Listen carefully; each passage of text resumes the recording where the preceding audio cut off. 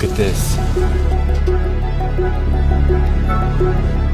I mean, just looking at these bunkers, you start to realize how incredibly ambitious of a feat this is to drill into the side of a cliff and decide to build an entire network of tunnels that are connected and well armed and strategically placed so that you can hit the targets you want to hit.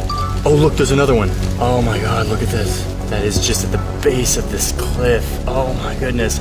And it's hidden. The only reason I can see it is because I am above it, but if you're looking at it straight on, you don't see it. It blends in perfectly. Look at that. There's one behind all of these little facades.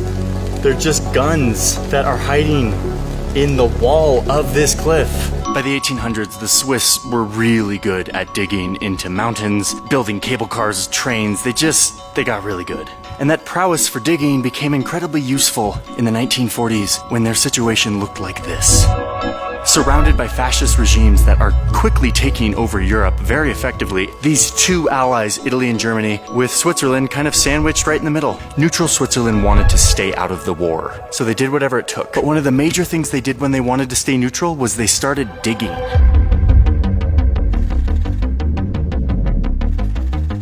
They turned their mountains into a literal giant fortress. Yes, you heard me right. They turned their mountains into a fortress. Or I guess technically, if you're a military nerd, a redoubt. Redoubt just means basically an impenetrable fortress that is dug into the ground. But redoubts usually look like this, one fortress. Switzerland wanted to turn their entire Alpine region, which is like a huge part of their country, into a giant redoubt. I'm gonna explain to you the strategy in just a second, like what the thinking was here, because it's a little paradoxical and weird, and war is weird. But yeah, the point is here that they started digging and started creating what one historian has called the biggest fortress in Europe.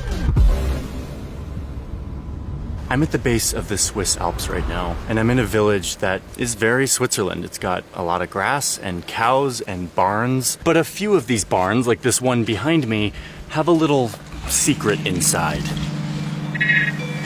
Got a good light, huh? When I open it? Wow. What? This gun is massive, has a range of 21 kilometers. And this is just one of 4 barn bunkers that are all connected to each other in this village.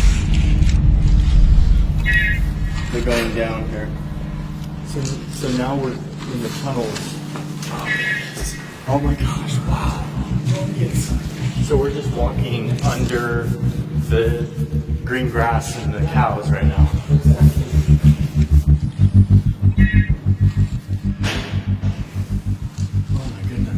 Grenades is 10.5 centimeter grenade. You have to use this shell for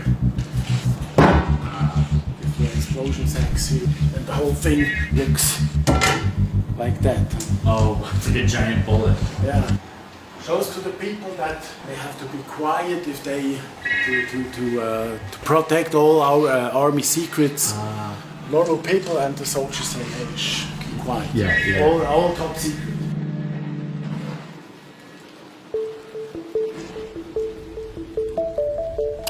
I'm currently inside of the largest bunker in all of Switzerland.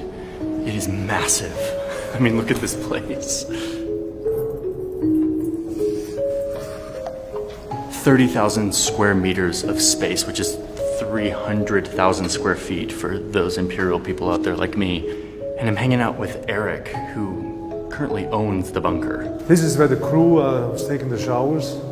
Showering 85 meters of rock above you. Yeah, it's got to be one of the deepest showers in the world. He's been showing me giant cannons and the sleeping quarters and the hospital and the giant generators that have provided electricity for this place. From the outside, this thing does not look big at all. Wow. Look at that. That is amazing. A reminder that every time you see a little door in the forest that goes into a bunker, it's probably a massive network of tunnels. 2 meters of concrete here at the entrance. You go inside of this door and you are let into a labyrinth of tunnels and weaponry. 8 kilometers of walkways. 8 kilometers. Yeah.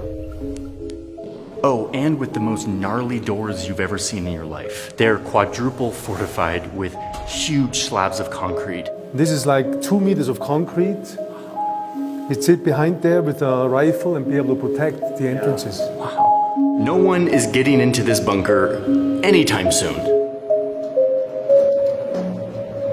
There's a bunker right here, look at this. This is not a rock. This is a door.